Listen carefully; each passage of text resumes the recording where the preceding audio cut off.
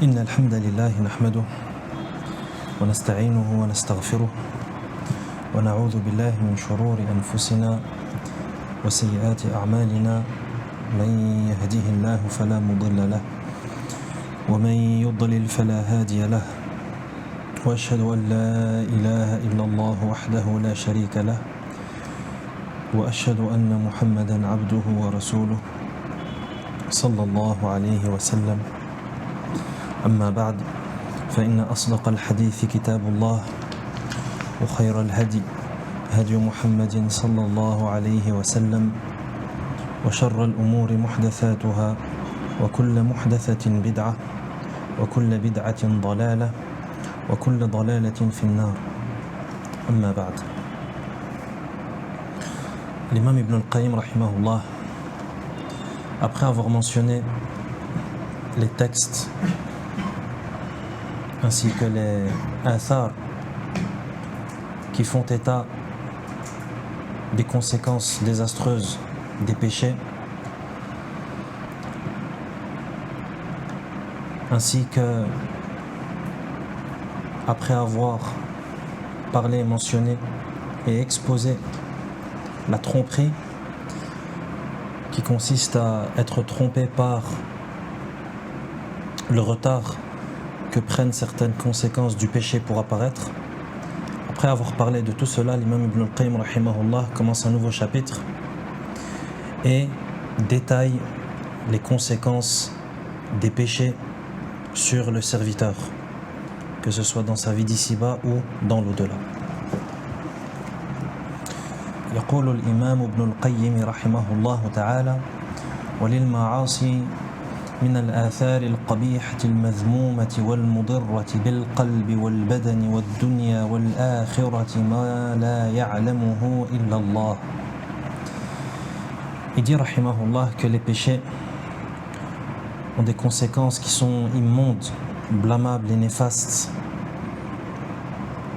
que ce soit vis-à-vis du cœur ou du corps de celui qui commet le péché, qui concerne tant son bas monde, sa vie d'ici-bas, que sa vie de l'au-delà.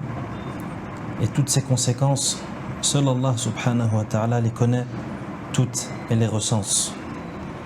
Ça veut dire que toutes les conséquences dont va parler l'imam Ibn al-Qayyim rahimahullah ici va détailler, et elles sont nombreuses comme vous le verrez.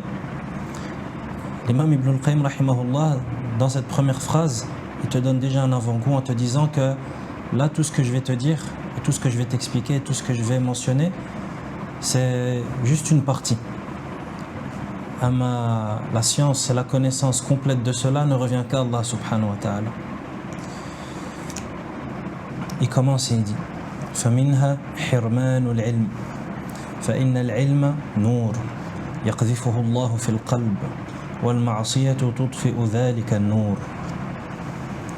Il dit, parmi les conséquences immondes des péchés, il y a hirmanul ilm, la privation du ilm, du savoir.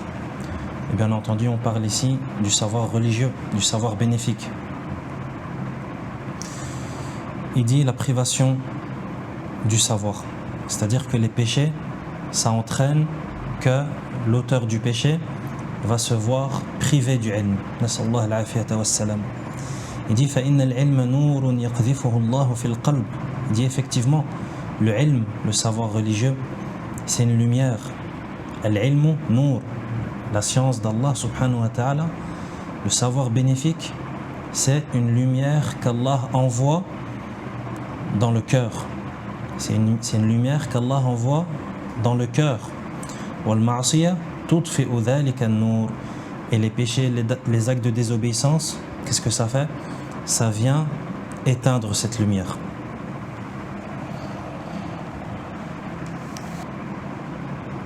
Déjà rien que dans cette première phrase qu'on vient de lire, on apprend énormément en réalité. On apprend énormément, et en tout cas ça répond à une grande question qui est souvent posée et que beaucoup de gens se posent. Qu'est-ce que je dois faire pour apprendre? Dans quel pays est-ce que je dois aller pour étudier? Dans quel merkaz est-ce que je dois m'inscrire pour apprendre? Avant de répondre à tout ça, En réalité, la première réponse qu'il faut se dire, c'est quoi?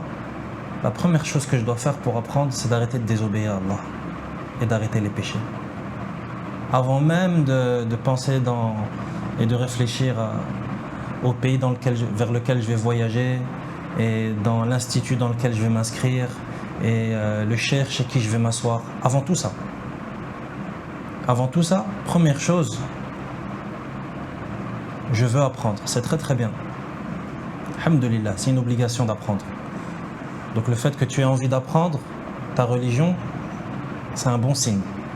Mais la première chose que tu dois faire lorsque tu t'engages dans ce chemin de l'apprentissage, la première chose à faire, c'est quoi? C'est ce que nous dit l'imam Ibn al-Qayyim rahimahullah ici. C'est de délaisser les péchés. Car tu peux aller dans le meilleur pays pour apprendre. Et tu peux t'inscrire dans les meilleures écoles et les meilleurs instituts et les meilleures universités pour cela. Et tu peux avoir les meilleurs professeurs qui existent. Et tu peux côtoyer les plus grands savants qui existent. Yani, tu réunis toutes les causes.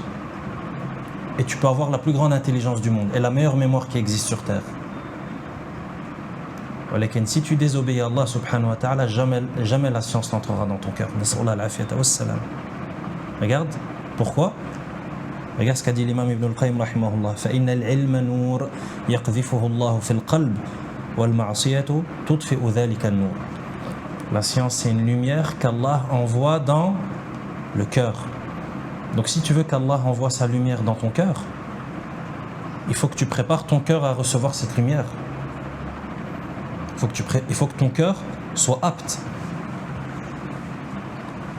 Il faut que ton cœur soit un réceptacle qui mérite de recevoir cette lumière. Car si le cœur n'est pas prêt à recevoir la lumière, elle ne va pas rentrer. Et si la lumière était rentrée au préalable, elle va se faire éteindre par des choses qui vont éteindre cette lumière justement, qui sont les péchés. Donc on réfléchit à ce genre de choses et on les garde en tête et on ne les oublie pas. Toi qui réfléchis, qui te dis comment est-ce que je dois faire, où est-ce que je dois aller, où est-ce que je dois aller, chez qui je dois aller. La première chose à faire, crains ton Seigneur subhanahu wa ta'ala. Crains ton Seigneur. Délaisse les péchés, délaisse les actes de désobéissance et maintiens-toi et engage-toi dans la voie droite, as-sirat al-mustaqim. Et tu verras que les portes de la science vont s'ouvrir de là où tu t'y attends pas.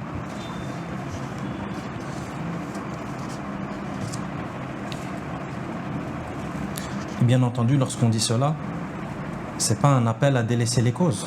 On n'est pas en train de dire qu'il ne faut pas voyager, qu'il ne faut pas s'inscrire, qu'il ne faut pas apprendre, qu'il ne faut pas ouvrir des livres, qu'il ne faut pas aller chez les savants. Là, bien entendu qu'il faut faire tout cela.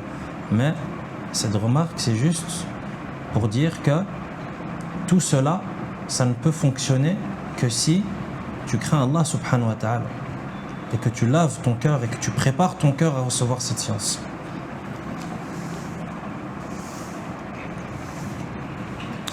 Il continue, il dit وَلَمَّا جَلَسَ الشَّافِعِيُّ بَيْنَ يَدَيْ مَالِكٍ وَقَرَأَ عَلَيْهِ أَعْجَبَهُ مَا رَأَى مِنْ وُفُورِ فِطْنَتِهِ وتوقد ذكائه وكمال فهمه فقال إني أرى الله قد ألقى على قلبك نورا فلا تطفئه بظلمة المعصية. L'imam Ibn al-Qayyim rahimahullah il dit lorsque Shafi'i rahimahullah, l'imam al-Shafi'i, le grand imam, lorsqu'il a été s'asseoir devant Malik, l'imam Malik, l'imam de Médine, rahimahum Allah ta'ala. Lorsque Shafi'i est venu apprendre, est venu s'asseoir dans les assises de l'imam Malik, rahimahullah, et que Shafi'i a lu devant l'imam Malik, il a été impressionné par l'imam Shafi'i, rahimahullah, qui était beaucoup plus jeune. Il a été impressionné par sa grande perspicacité à l'imam Shafi'i. Par l'étendue de son intelligence et par sa grande et sa large compréhension. Qu'est-ce qu'il lui a dit, l'imam Malik? Regarde, ça rejoint exactement ce qui vient d'être dit. Qu'est-ce qu'il lui a dit, l'imam Malik rahimahullah? C'est bien, continue à mémoriser. Je te conseille d'aller là-bas et de faire ci. Là, il lui a donné le premier conseil en or. Le conseil qu'il faut toujours avoir et qu'il faut toujours garder à l'esprit lors de son apprentissage. Il lui a dit Inni ara Allah qad alqa ala qalbika nuran fala tudfi'hu bi dhulmati al-ma'siyah. L'imam Malik dit à l'imam al-Shafi'i, il lui dit je vois qu'Allah a mis dans ton cœur, a envoyé dans ton cœur une lumière. Donc cette lumière ne l'éteint pas par les ténèbres des péchés. Regarde, conseil d'un imam. Conseil d'un imam. Rahimahullah ta'ala. وقال الشافعي شكوت إلى وقيع سوء حفظي وأرشدني إلى ترك المعاصي وقال اعلم بأن العلم فضل وفضل الله لا يؤتاه عاصي. Et les vers de poésie connus et célèbres de l'imam al-Shafi'i rahimahullah qui dit je me suis plaint à Waqi' qui est le cheikh et le professeur de Shafi'i. Il dit un jour je me suis plaint à Waqi' de la faiblesse de ma mémoire. فأرشدني إلى ترك المعاصي. Et donc il m'a orienté, il m'a conseillé, il m'a recommandé de délaisser les péchés. وقال اعلم بأن العلم فضل. Et il m'a dit sache que le ilm c'est fadl, ou bien dans une variante du poème وأخبرني بأن العلم نور. Et il m'a dit, il m'a informé que la science c'est une lumière. ونور الله لا يؤتاه عاصي. Ou bien ici وفضل الله لا يؤتاه عاصي. Et la lumière d'Allah n'est pas donnée, n'est pas offerte à quelqu'un qui désobéit. Donc encore une fois on tourne autour de la même idée que si tu recherches la science, si tu recherches le savoir religieux, la première chose à faire c'est de délaisser ce qui va empêcher ce savoir de rentrer dans ton cœur, ou bien d'empêcher ce qui va provoquer la mort de cette lumière qui se trouve dans le cœur, qui est la science. Ensuite l'imam Ibn al-Qayyim rahimahullah il continue, il dit wa minha hirmanu rizq. Il dit parmi les conséquences immondes des péchés il y a également hirmanu rizq, c'est-à-dire la privation du rizq, de la subsistance.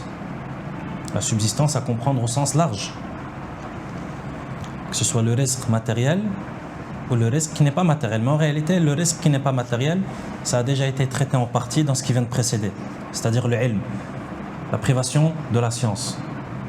On rappelle que la science c'est aussi un rizq d'Allah subhanahu wa ta'ala. La science c'est un rizq aussi. Donc il dit la privation du rizq, de la subsistance. Il dit وكما أن تقوى الله مجلبة للرزق فترك التقوى مجلبة للفقر فما استجلب رزق الله بمثل ترك المعاصي. Donc ici quand il parle de rizq, la subsistance, il parle et il traite et il détaille le rizq matériel. Tout ce qui est nourriture, boisson, richesse, biens, argent, terre, biens immobiliers, peu importe. Il dit rahimahullah, de la même manière que la taqwa, c'est-à-dire la piété, le fait de craindre Allah, la taqwa, c'est-à-dire le fait de mettre en pratique ce qu'Allah ordonne et de se tenir à l'écart de ce qu'Allah a interdit. C'est ça la taqwa. La taqwa dans sa définition la plus concise et la plus simple, c'est que tu fais ce qu'Allah t'ordonne de faire et que tu délaisses ce qu'Allah t'ordonne de délaisser. C'est que tu fais les obligations et tu t'écartes des interdits. Donc il dit de la même manière que la taqwa, la piété, ça apporte le rizq. Donc déjà il part de cette règle. Elle vient d'où cette règle? Que la taqwa elle apporte le rizq. L'imam Ibn al-Qayyim rahimahullah, ces paroles c'est comme des poupées russes. Des paroles dans des paroles dans des paroles. Il dit des choses, mais derrière les mots qu'il dit, il y a des tomes et des volumes. Et quelquefois même des bibliothèques entières d'explications. Là il dit de la même manière que la taqwa ça apporte le rizq. D'où est-ce qu'il a apporté cela l'imam Ibn al-Qayyim rahimahullah? Que la taqwa ça apporte le rizq. C'est quoi la preuve? وَمَنْ يَتَّقِ اللَّهَ يَجْعَلْ لَهُ مَخْرَجًا وَيَرْزُقْهُ مِنْ حَيْثُ لَا يَحْتَسِبُ. Celui qui craint Allah, il lui accorde une issue favorable et il lui assure sa subsistance et il lui ouvre la porte de sa subsistance de là où il s'y attend pas. Un verset qui est connu. وَمَن يَتَّقِ اللَّهَ يَجْعَل لَّهُ مَخْرَجًا وَيَرْزُقْهُ مِنْ حَيْثُ لَا يَحْتَسِبُ.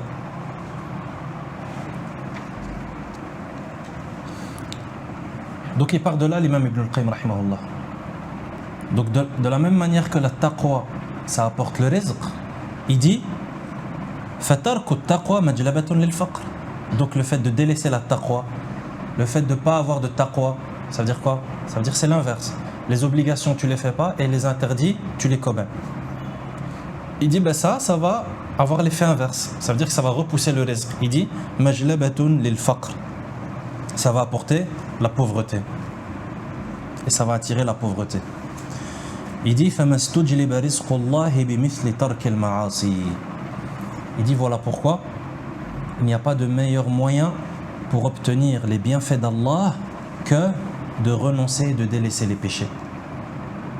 Donc toi qui veux des bienfaits, toi qui recherches les richesses, toi qui recherches l'argent, toi qui recherches un travail, qu'est-ce que tu fais? Encore une fois, reviens à la règle de base. Premièrement, crains ton Seigneur subhanahu wa ta'ala et délaisse les péchés. Ou bien nous, quand on n'a pas de travail, on cherche un travail, comme ils disent, on remue ciel et terre et on court à gauche, à droite, et des CV, et des lettres de motivation, et on fait tout ça. Mais la cause la plus importante, qui est le fait de délaisser les péchés, on ne le fait pas. Donc toi qui veux un rizq, toi qui veux ton rizq, qui recherche ton rizq avec assiduité, accomplis et entreprends la première cause et la meilleure des causes et la plus grande des causes, qui est le fait de craindre Allah. Crains ton Seigneur subhanahu wa ta'ala. Obéis à Allah subhanahu wa ta'ala. Fais ce qu'Allah veut de toi et tu verras que le rizq va venir de là où tu ne t'y attends pas. Et ça, bien entendu, chacun d'entre nous a déjà expérimenté ces choses et a déjà vécu ces choses dans sa vie. Ensuite, il continue et il dit وَمِنْهَا وَحْشَةٌ يَجِدُهَا الْعَاصِي فِي قَلْبِهِ بَيْنَهُ وَبَيْنَ اللَّهِ. Il dit, et parmi les conséquences immondes des péchés, il y a al-wahsha. Al-wahsha. Ce qui pourrait être traduit par la solitude. La solitude que le pécheur éprouve dans son cœur vis-à-vis d'Allah. Ça veut dire que celui qui commet des péchés, dans son cœur, il ressent une solitude vis-à-vis d'Allah. Il sent qu'il n'y a pas de lien entre lui et son Seigneur. Il sent qu'il y a des distances. Il n'y a rien, il n'y a pas de relation. Il dit لا يوازنها ولا يقارنها لذة أصلا ولو اجتمعت له لذات الدنيا بأسرها لم يف بتلك الوحشة وهذا أمر لا يحس به إلا من في قلبه حياء وما لجرح بميت إيلام.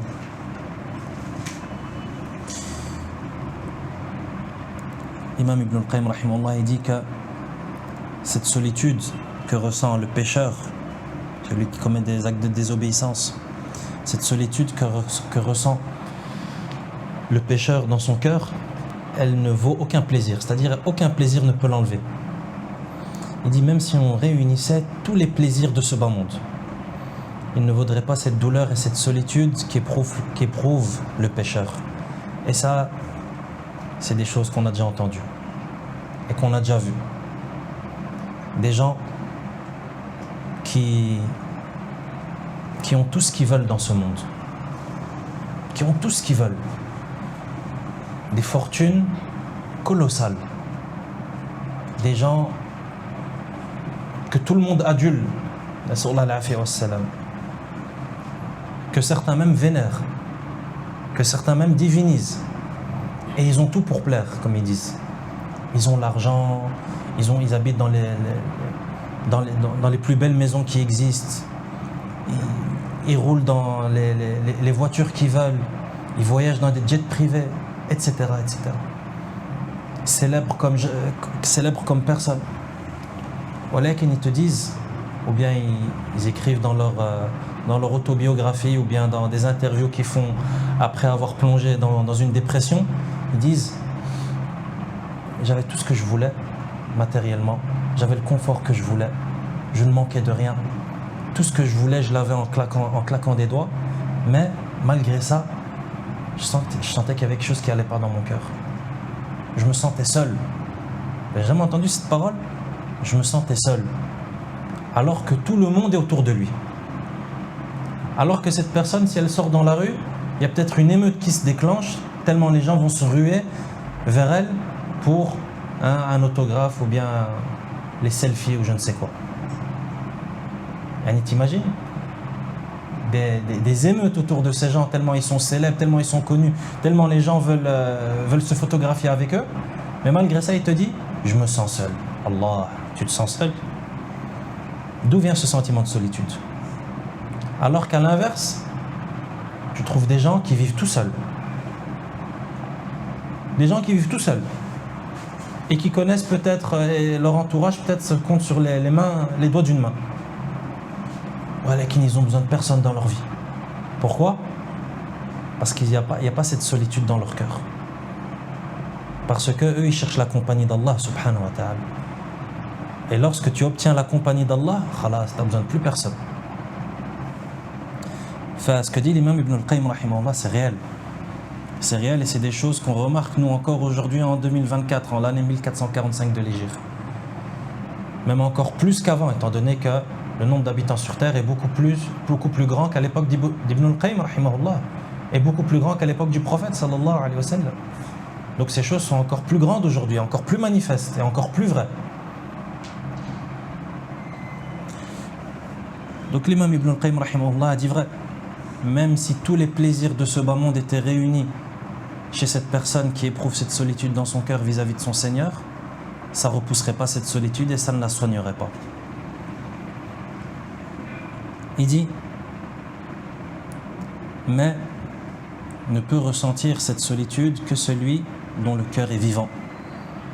Ça aussi tu retrouves des gens qui te disent non, moi je suis bien, non, moi tout va bien, alors qu'il est à des années-lumière d'Allah subhanahu wa ta'ala, dans la désobéissance, dans les péchés,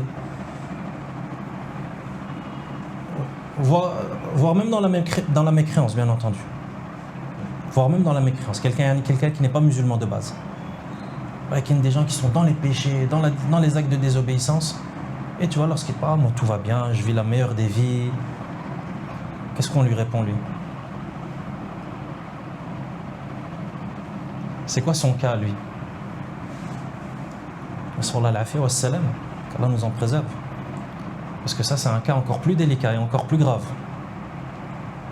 Celui qui ne ressent même pas le mal. Celui qui ne ressent même pas la douleur. Ou en tout cas qui la cache.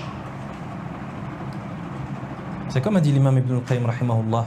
Il dit وَهَذَا أَمْرٌ لَا يُحِسُّ بِهِ إِلَّا مَنْ فِي قَلْبِهِ حَيَاءٌ. Cette douleur, cette solitude, seul quelqu'un dont le cœur est vivant la ressent.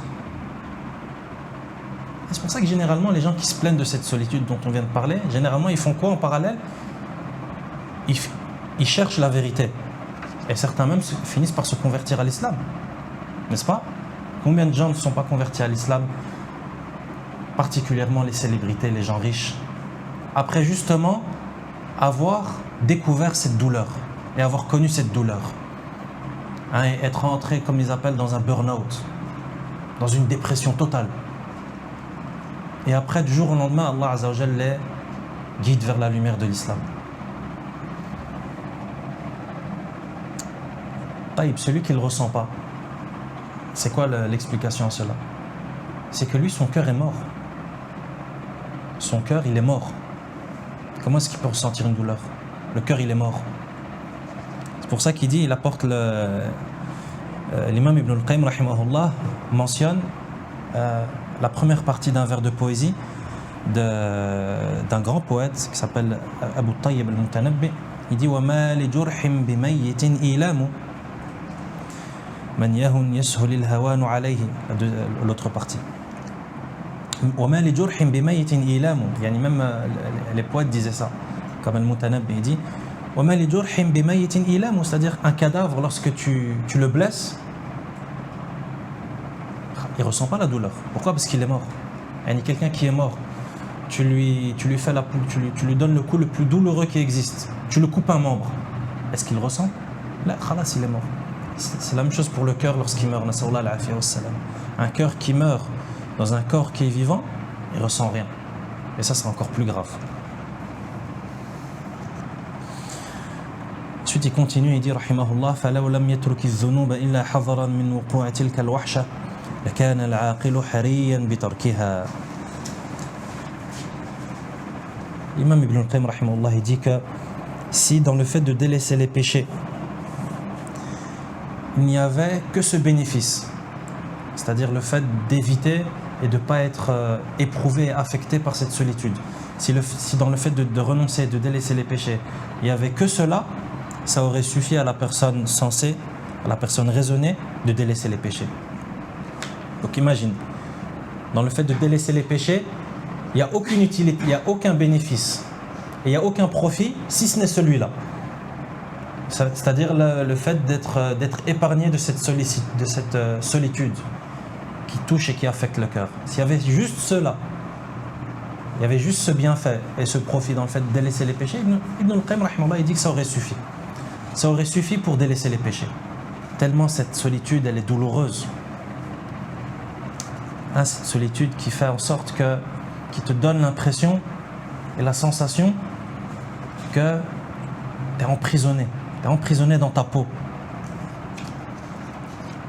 وشكى رجل إلى بعض العارفين وحشة يجدها في نفسه فقال له إذا كنت قد أوحشتك الذنوب فدعها إذا شئت واستأنسي. Et l'imam Ibn al-Qayyim rahimahullah rapporte qu'un homme est un jour venu se plaindre à certains savants spécialistes de cela, hein, ça veut dire tout ce qui est en rapport avec la purification de l'âme, etc.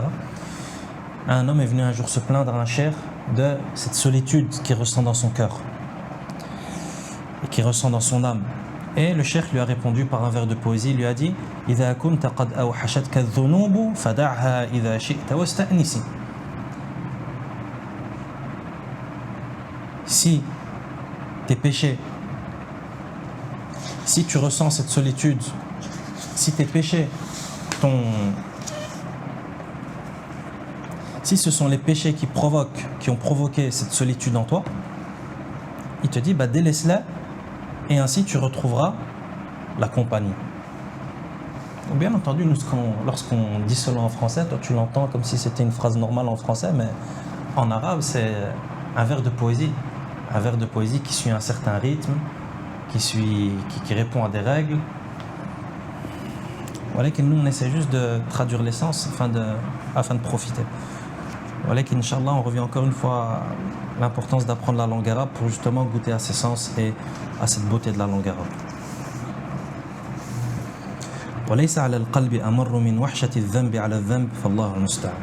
Ensuite il conclut et dit il n'y a pas plus amer pour le cœur que la solitude du péché et qu'Allah nous vienne en aide. Il n'y a pas plus amer pour le cœur que la solitude qui est provoquée et entraînée par le péché. Wallahu musta'an. Ensuite il continue, il dit وَمِنْهَا الْوَحْشَةُ الَّتِي تَحْصُلُ لَهُ بَيْنَهُ وَبَيْنَ النَّاسِ لَا سِيَّمَا أَهْلُ الْخَيْرِ مِنْهُمْ فَإِنَّهُ يَجِدُ وَحْشَةً بَيْنَهُ وَبَيْنَهُمْ وَكُلَّمَا قَوِيَتْ تِلْكَ الْوَحْشَةِ بعد منهم ومن مجالستهم وحرم بركة الانتفاع بهم وقرب من حزب الشيطان بقدر ما بعد من حزب الرحمن وتقوى هذه الوحشة حتى تستحكم فتقع بينه وبين امرأته وولده وأقاربه وبينه وبين نفسه فتراه مستوحشا من نفسه. وقال بعض السلف إني لأعصي الله فأرى ذلك في خلق دابتي وامرأتي. نسأل الله العافية والسلامة والستر والعافية. L'imam Ibn al-Qayyim rahimahullah, il continue et dit, et parmi les conséquences immondes des péchés, il y a encore une fois cette wahsha, c'est-à-dire cette solitude que la personne ne ressent plus entre lui et son Seigneur, mais la solitude qu'il ressent vis-à-vis des gens. La solitude qu'il ressent vis-à-vis des gens. Il dit surtout les gens de bien. Surtout les gens de bien. Pourquoi? Pour pas que quelqu'un vienne et nous dise ouais mais vous, les criminels, les trafiquants de drogue, les tueurs en série, les pédophiles ne vous fréquentent pas et ils vous aiment pas. Oh non, c'est des gens de mal. Qui ne rentrent pas dans la catégorie. Non, on parle de celui qui trouve une solitude et un barrage entre lui et les gens de bien.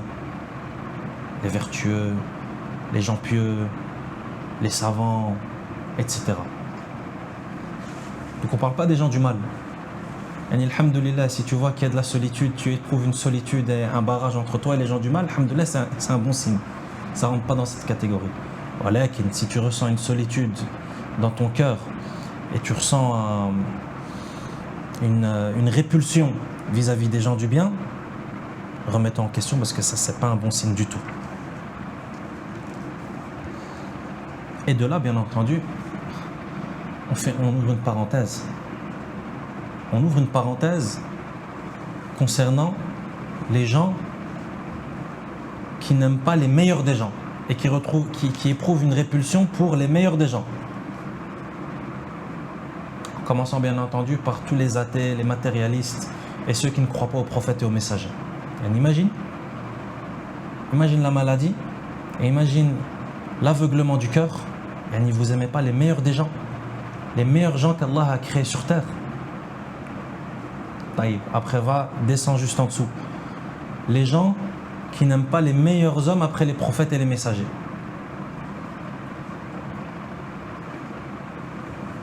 Et qui se prétendent, on ne parle plus des athées et des matérialistes, on passe à une autre catégorie maintenant, à une autre troupe, qui est la troupe de qui?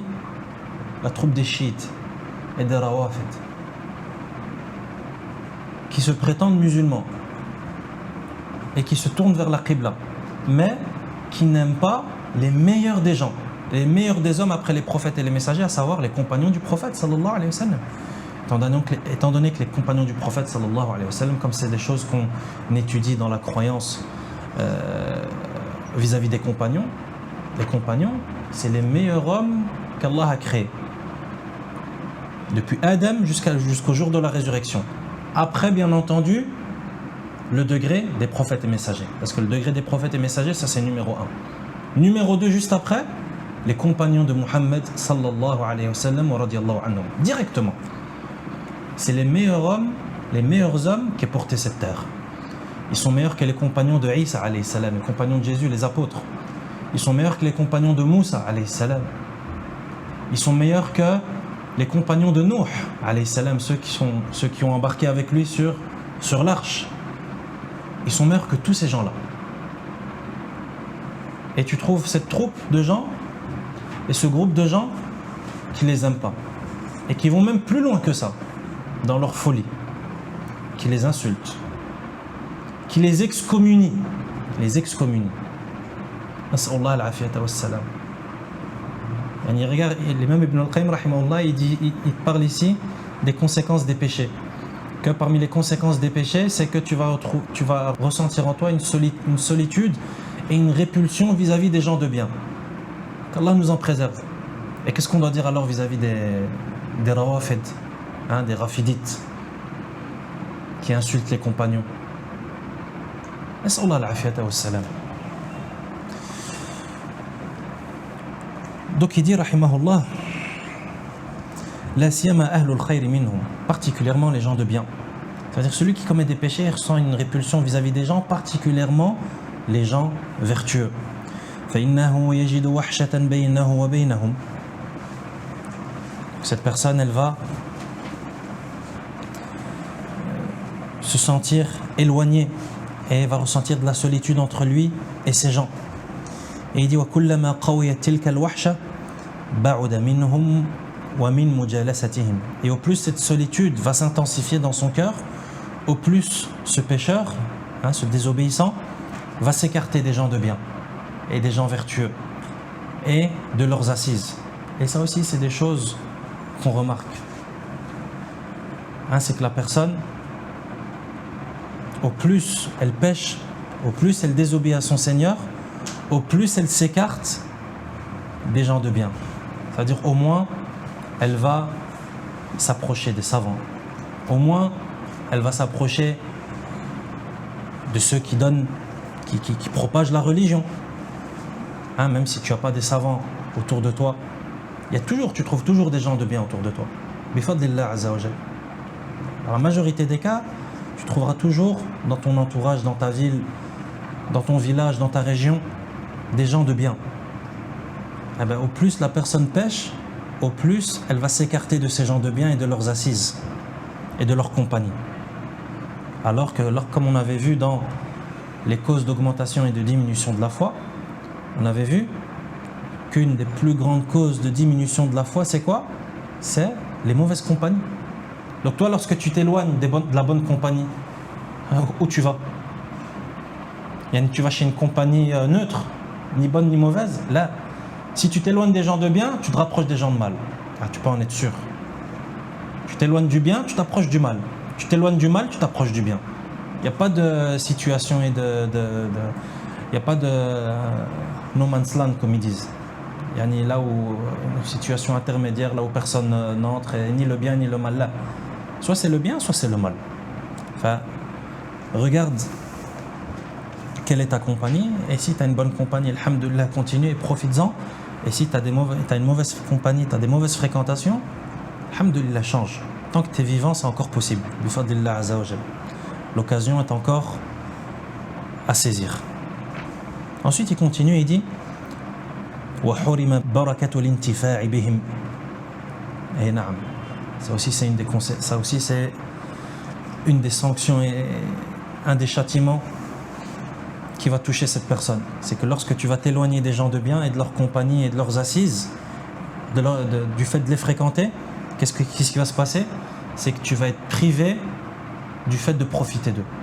Alhamdulillah, Allah Azza wa Jal, il a fait en sorte que autour de toi, dans ton quartier, dans ta ville, dans ta région, peu importe, il y a des gens de qui tu peux profiter. Chez tes voisins peut-être, peu importe, dans tes proches, dans ton entourage, dans ta famille, il y a des gens de qui tu peux profiter. Tu peux profiter dans leur comportement. Quand on dit profiter, on ne parle pas nécessairement profiter de leur savoir. Non, ça peut être tout simplement profiter de leur bon comportement, profiter de leur bonne compagnie, profiter de leur qualité, profiter de leur savoir. Ils ont du ilm, tu peux en profiter. Pourquoi est-ce que tu te prives ce bien? Pourquoi est-ce que tu ouvres la porte au shaitan et tu te prives de ce bien? Le fait qu'Allah Azza wa Jal ait mis ces gens autour de toi, Wallahi, c'est un des plus grands bienfaits. Pourquoi? Parce qu'Allah, il a voulu ton bien par cela. Imagine, tu vis dans un monde où il n'y a que des pervers, où il n'y a que des débauchés. Qu'est-ce que tu fais? T'imagines le malheur? Imagine la situation. Tu vis dans un monde où il n'y a que des personnes qui t'appellent vers l'enfer et le mal. Wal'iyadhu billah. Donc, alhamdoulilah, quand tu vois qu'Allah Azza wa Jalla a mis sur ton chemin quelqu'un qui peut t'aider à aller vers le paradis, ne délaisse pas l'occasion. Et ne dis pas, ah non, vas-y, moi je prends un autre chemin. Là, parce que tu peux être châtié et tu peux être sanctionné par le fait de ne plus retrouver sur ton chemin ce type de personne à l'avenir. Nas'Allah al-afiyya was-salam. Donc lorsqu'il y a des occasions qui se présentent devant toi, ne les gâche pas. Ne les gâche pas, pourquoi? Parce que tu ne sais pas si à l'avenir ça va se représenter. Allah Azza wa Jalla a fait que dans ta ville, par exemple, il y a quelqu'un, alhamdulillah, qui est instruit religieusement, qui a une bonne religion, qui a une bonne croyance, qui a un manhaj qui est authentique et qui est correct, qui est sain. Et alhamdulillah, cette personne, elle fait des efforts dans le fait de propager. Va, profite. Pourquoi tu ne profites pas? T'attends que ça se coupe? T'attends qu'un jour on t'envoie un message et qu'on te dit l'imam Foulan ou bien l'imam Foulan ou bien le frère Foulan qui donnait des cours à la mosquée je ne sais quoi, il est mort, ou bien il donne plus cours parce qu'il lui arrivait tel ou tel souci? C'est ça que tu attends? Et après, tu vas te mordre les doigts, tu vas dire Subhanallah, pourquoi est-ce que j'ai pas profité quand il y avait les cours et pourquoi. Eh non. À ce moment-là, Shaitan, il va te laisser entre toi et tes remords.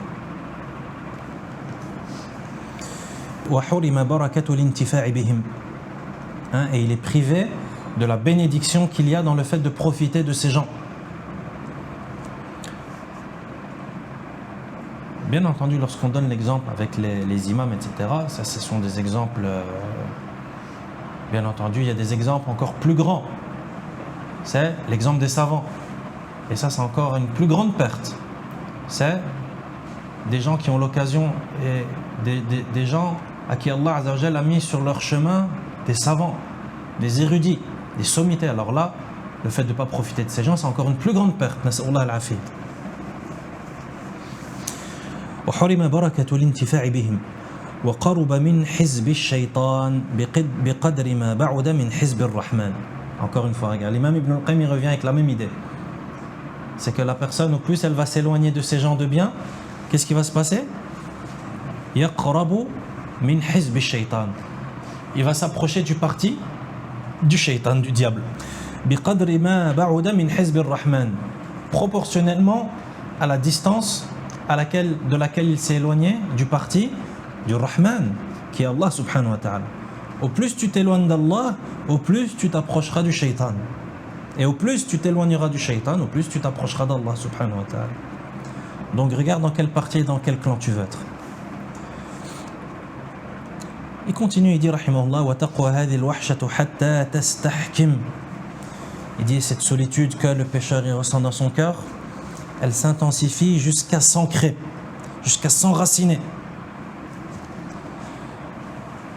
فتقع بينه وبين امرأته وولده وأقاربه وبينه وبين نفسه. نسأل الله العافية والسلام. Cette solitude qui commence petite, elle grandit, elle grandit, elle grandit. Cette petite plante, cette petite graine, cette graine malsaine de la solitude, elle pousse, elle pousse, elle pousse, ça devient une plante jusqu'à ce que ça devienne un arbre avec des racines profondément ancrées dans le sol, enracinées. Il dit quoi? Il dit jusqu'à ce que la personne ressente même une solitude vis-à-vis de lui et sa femme, son épouse. C'est-à-dire même quand tu rentres à la maison le soir, tu te sens seul. Tu sens qu'il n'y a pas de compagnie avec les gens les plus proches de toi. C'est-à-dire les gens qui vivent dans ton foyer, ton épouse, tes enfants. Même vis-à-vis de ton épouse et tes enfants, tu ressens une solitude, tu ressens une distance, tu ressens un éloignement. Wal'iyadhu billah.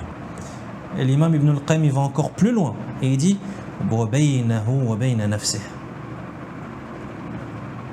regarde comment est-ce que l'imam Ibn al-Qayyim, il explique les choses. Et regarde les éléments d'explication et d'analyse qu'il nous apporte, rahimahullah ta'ala. Cette personne, rahimahullah, c'était vraiment un spécialiste du cœur. Il dit quelquefois cette solitude, elle devient tellement grande et tellement intense que la personne, elle ressent même une solitude vis-à-vis de lui et de qui? Et de lui-même. Ça veut dire qu'il se sent seul vis-à-vis de lui-même.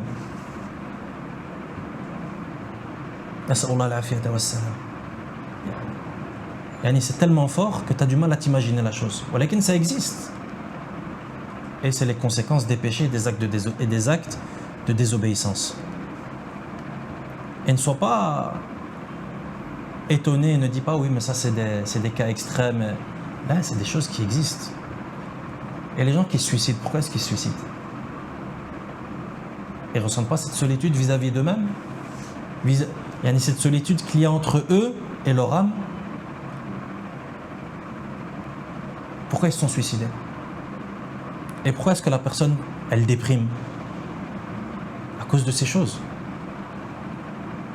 Alhamdulillah, comme tu vois, dans ta religion, il y a les remèdes à tout, bifadlillah azza wa jalla.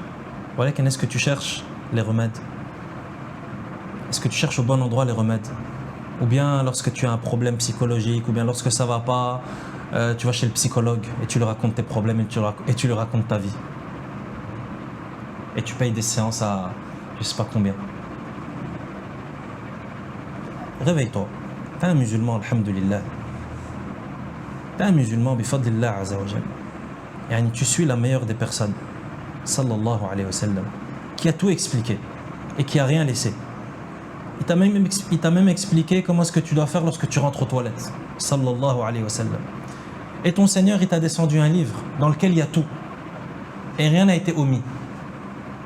Et ce livre, il a été clarifié, expliqué et détaillé par la voix du messager qui l'a envoyé, sallallahu alayhi wa sallam.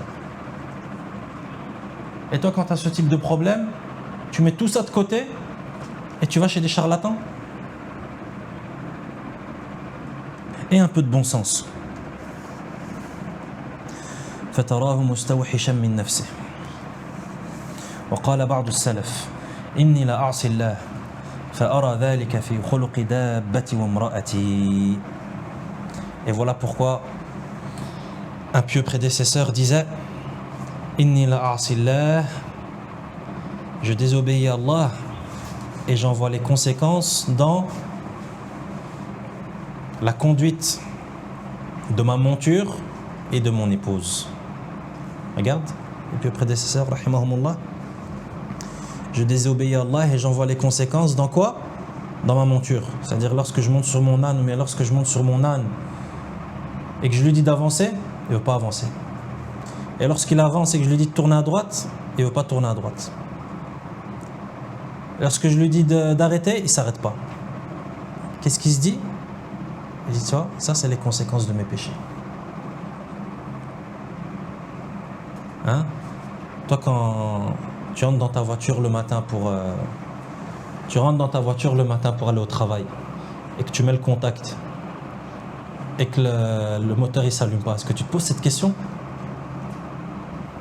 Ou bien lorsque tu es sur l'autoroute et que ton pneu il éclate et que tu te retrouves sur la bande d'arrêt d'urgence, est-ce que tu te poses cette question?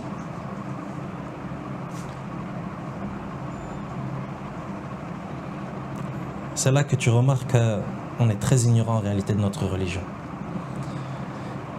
Et on est très ignorant de nous-mêmes. On est très ignorant de nous-mêmes. Ça veut dire qu'on ne se connaît pas en réalité. Il dit فَأَرَى ذَلِكَ فِي خُلُقِ دَابَّتِي وَامْرَأَتِي. Il dit je vois ça, les conséquences de mes péchés, je les vois dans la conduite de ma monture et de mon épouse. Toi, quand tu rentres à la maison le soir après une longue journée de travail, et quand tu rentres à la maison, ton épouse, elle t'attaque. Et il y a ça comme problème, et ça va pas. Qu'est-ce que tu fais? Tu te transformes en lion. Qu'est-ce que tu me dis? Tu sais pas, et moi, et je suis fatigué, mais tu fais toujours la même chose et tu sers à rien. Ou bien est-ce que tu te poses la question,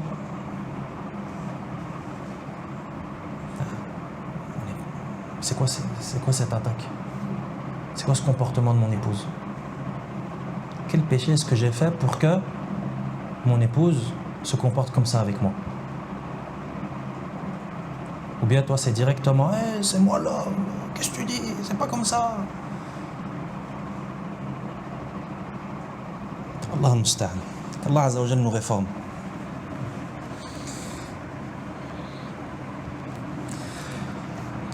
L'imam Ibn al-Qayyim rahimahullah il continue et dit وَمِنْهَا تَعْسِيرُ أُمُورِهِ عَلَيْهِ فلا يتوجه لأمر إلا يجده معلقا دونه أو متعسرا عليه وهذا كما أن من اتقى الله جعل له من أمره يسرا فمن عطل التقوى جعل له من أمره عسرا ويا لله العجب كيف يجد العبد أبواب الخير والمصالح مسدودة عنه وطرقها معسرة عليه وهو لا يعلم من أين أتي.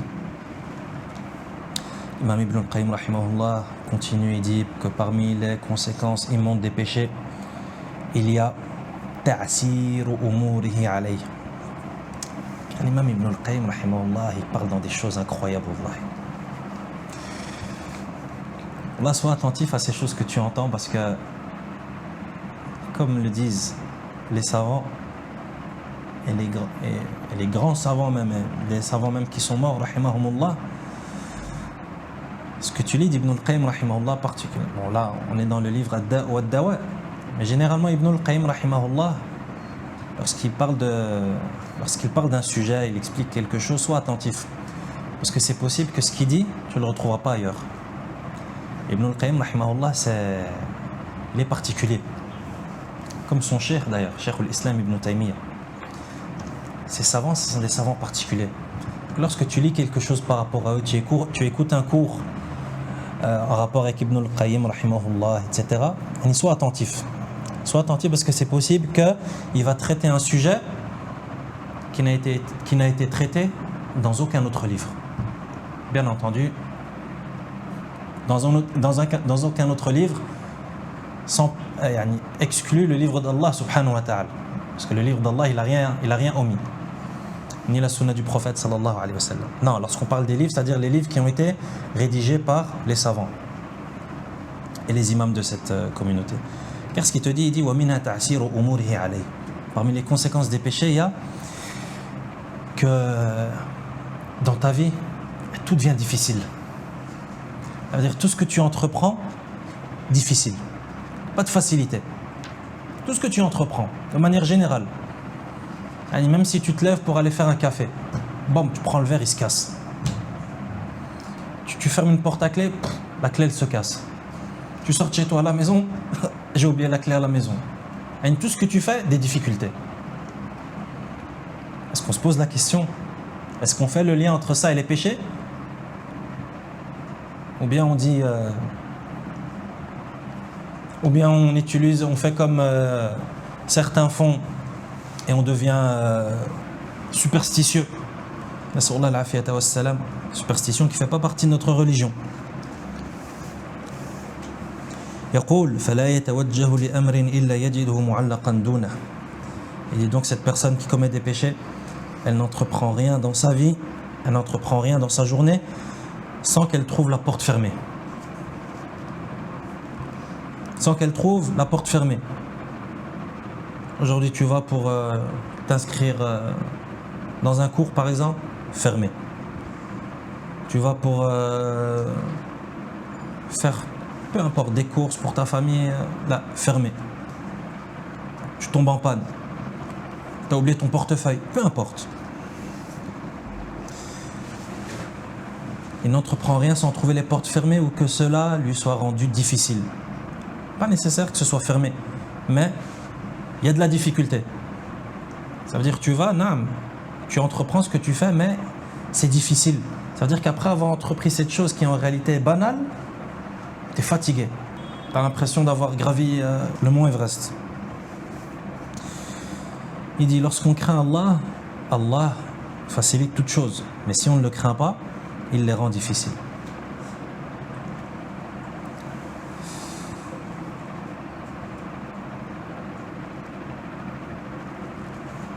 Donc c'est quoi la solution à ce problème? C'est de craindre Allah Azza wa Jal. Car la crainte d'Allah, ça engendre la facilité dans les choses. وَمَن يَتَّقِ اللَّهَ يَجْعَلْ لَهُ مَخْرَجًا. Celui qui craint Allah, Allah lui accorde une issue favorable. Ou bien dans un autre verset, يَجْعَلْ لَهُ مِنْ أَمْرِهِ يُسْرًا. Allah rend son entreprise pas sa société, non, son entreprise, c'est-à-dire la chose qu'il entreprend, il la rend simple et facilitée. Donc de la même manière que lorsque tu crains Allah, Allah te facilite tes choses et tes démarches et tes entreprises, de la même manière qu'Allah fait cela lorsque tu le crains, lorsque tu ne le crains pas et que tu lui désobéis, Allah il va te rendre difficile toute chose. Même le fait de lasser tes chaussures. Même le fait de lasser tes chaussures, tu as besoin de l'aide d'Allah subhanahu wa ta'ala. Même le fait de rentrer ton pied dans ta chaussure. Vous avez jamais eu ça? Un pied qui rentre difficilement dans la chaussure? Ah, tu dois mettre ton pouce, tu dois mettre ton doigt. Donne le chausse-pied, je sais pas ce qui se passe. Non. Même ça, si Allah Azza wa Jalla avait rendu ça facile pour toi, ça n'aurait pas été ainsi. Des détails dans la vie auxquels on ne fait pas attention, mais qui en disent long sur l'état de la personne. Enfin, le croyant doit être attentif à ce genre de choses. Pourquoi? Parce qu'en réalité, ça, c'est des signaux qu'Allah t'envoie. Pourquoi est-ce qu'il y a toutes ces sanctions? Pourquoi est-ce qu'il y a toutes ces conséquences désastreuses au péché? Et on s'est déjà posé la question. Là, depuis quelques jours, on lit dans ce magnifique livre de l'imam Ibn al-Qayyim, rahimahullah, toutes les sanctions et les péchés, et les châtiments, et les conséquences désastreuses et immondes des péchés. Pourquoi? Quelle est la sagesse dans cela? Il y a beaucoup de sagesse. Allah, c'est celui qui est sage par excellence. Subhana. Pourquoi est-ce qu'Allah Azza wa Jal fait qu'il y a ces sanctions? Tu désobéis à Allah, ta femme devient quelqu'un d'invivable. Ta voiture, elle te lâche au plein milieu de l'autoroute. Pourquoi?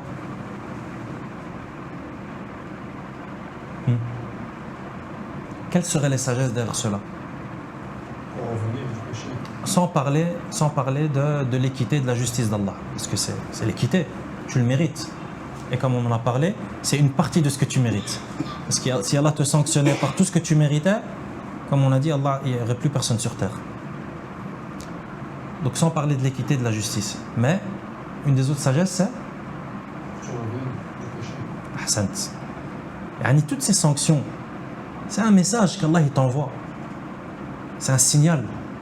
Hein, comme quand tu es en voiture, après avoir roulé un certain nombre de kilomètres, qu'est-ce qui se passe? Il y a un voyant qui s'allume sur le tableau de bord. Sahih? Walakin, c'est comme ça. Il y a un voyant qui s'allume sur le tableau de bord. Ou peu importe. Qui te dit, ah, il faut changer l'huile. Ah, il y a telle partie de la voiture, ça va pas. S'il n'y avait pas cet indicateur qui s'allume, qu'est-ce qui va se passer? Tu vas rouler jusqu'à ce que tu fasses un accident parce que tu vas appuyer sur la pédale de frein et les freins n'ont pas fonctionné. Pourquoi? Parce que les plaquettes de frein, ça fait des mois que tu devais les changer, mais comme l'indicateur ne fonctionnait pas, le voyant ne fonctionnait pas, toi tu ne savais pas que tu n'avais plus de plaquettes de frein. Et tu es là à 120 km sur l'autoroute et il y a quelqu'un, il s'arrête comme ça de manière brusque, en plein milieu de l'autoroute. Allahu a'lam pourquoi. Et toi, ouf, ah, la voiture elle freine pas. Boum, tu rentres dedans. Avec Allah Azza wa Jal, c'est la même chose. S'il t'envoie tout ça, en réalité, c'est une miséricorde de sa part, subhanahu wa ta'ala. Parce qu'Allah Azza wa Jal pourrait très très bien te laisser. Et ça, c'est encore plus grave. Nas'alullah al-afiyata wa salam. Nas'alullah al-afiyata wa salam. C'est que la personne, elle est sur le mauvais chemin, mais que tout va bien. Ça, c'est la pire des choses qui peut arriver à quelqu'un. Et ça, c'est le plus grand stratège. Et la plus grande ruse qui peut le frapper. Ya Rabbi, ne nous compte pas parmi ces gens. Yani, toi, tu es à côté de la plaque, tu es dans le mal absolu, mais tout va bien. Imagine, yani, toi, ta voiture, elle est bonne pour la casse. Mais toi, tu crois que tu roules dans une voiture flambant neuve. Et tu vas, et tu montes sur l'autoroute, et tu fais des voyages, et tu tournes, tu voyages de continent en continent avec ta voiture. Miskin. Quand sa voiture, elle va le lâcher, celui-là, aïe, aïe, aïe. Sa voiture, imagine, elle lâche en plein milieu du désert. Vas-y, maintenant, sors du désert. Donc en réalité, tous ces messages et ces signaux, c'est une miséricorde d'Allah subhanahu wa ta'ala. Il t'appelle, te dit attention, attention, t'es pas sur le bon chemin. Attention, t'as fauté. Attention, t'as fait une erreur. Attention, là ce que tu es en train de faire, c'est pas bon. Le chemin que tu es en train de prendre, c'est pas le bon chemin. Et le croyant, alhamdulillah. Le croyant, il dit alhamdulillah lorsqu'il lui arrive ce genre de choses. Pourquoi? Parce que ça le réveille. Et ça le fait prendre conscience qu'il n'est pas sur le bon chemin. Et donc il rectifie. Il corrige le tir. Qu'Allah Azza wa Jal nous accorde la clairvoyance.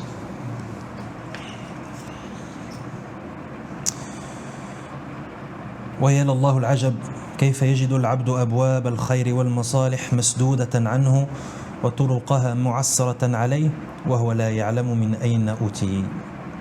Qu'est-ce qu'il dit l'imam Ibn al-Qayyim rahimahullah? Il dit Wallahi, c'est étonnant. C'est étonnant que le serviteur, il voit toutes les portes du bien se fermer devant lui. Yajidu abwab al-khayri wal masalih.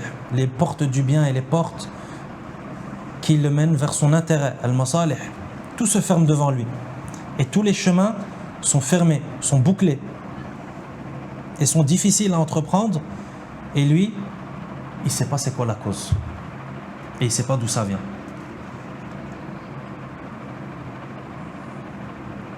Hein? On revient à l'exemple de la voiture. Boum, tu tombes en panne. Au moment où tu en avais le plus besoin. Tu avais un rendez-vous pour un travail ou je ne sais quoi. La voiture, boum, elle ne démarre pas.